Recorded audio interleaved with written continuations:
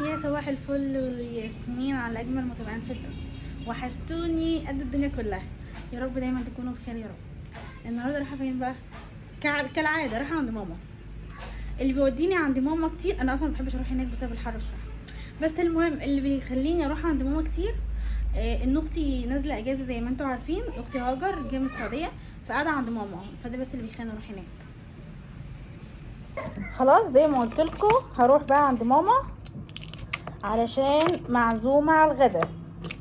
لا بجد مش انا المره دي اللي عازمه نفسي، المره دي هما اللي عازميني، عشان بقى ايه، خالاتي واخواتي كلنا رايحين. وصوت هو صوتي الاطفال احباب الله نعمل نفسنا مش واخدين بالنا في الراحه وفي الجايه. المهم زي ما قلت لكم خلاص لبست وخلصت ولميت حاجتي اللي هي هدوم يعني والبامبرز وكده، ورايحه عند ماما دلوقتي.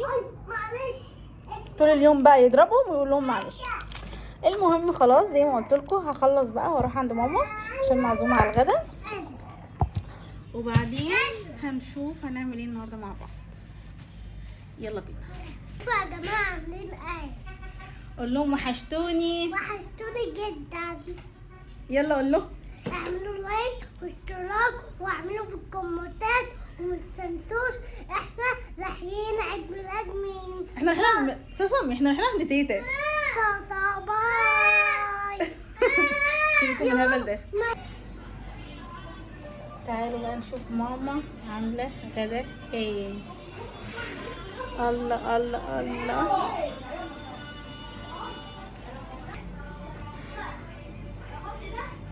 العشق ده العشق. لو هشحت كده ما احبش قد لو كلت منه كل يوم كل دقيقه وكل ثانيه مش هشبع منه. تعالوا نشوف بقى عامله ايه في الفرن. سخنه مولعه. امي مروقه علينا.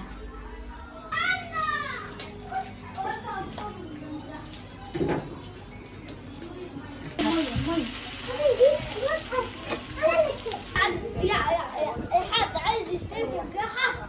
انا عاوز اشتري مرجحة، معايا فلوس عادي. انتوا هتنكروا.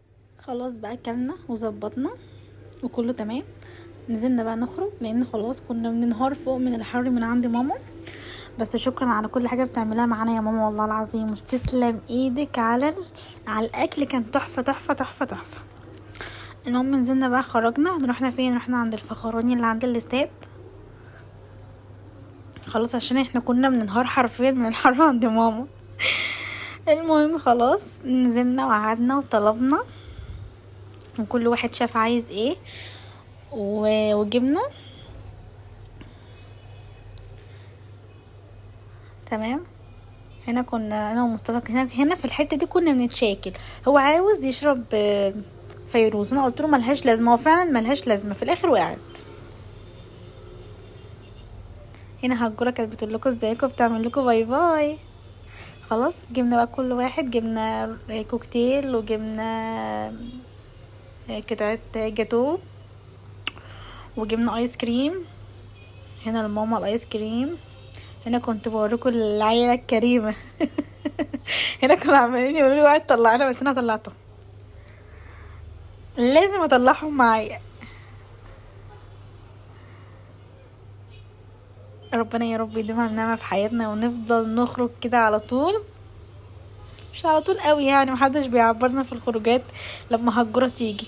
المهم خلاص كلنا وقعدنا نضحك ونهزر ونتكلم، وفي الاخر بقى جبنا شاي وجبنا فطيره كده بالسكر والكريمه وكان طعمها تحفه قوي.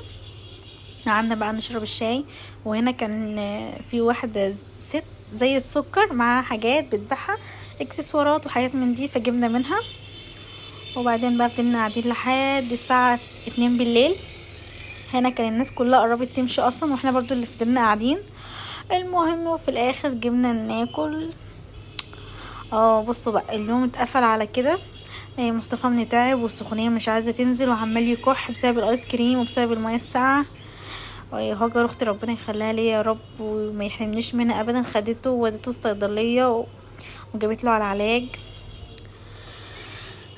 بس الحمد لله.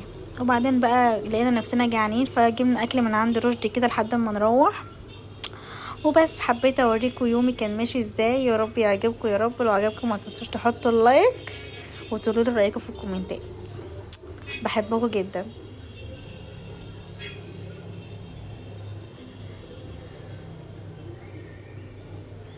باي باي.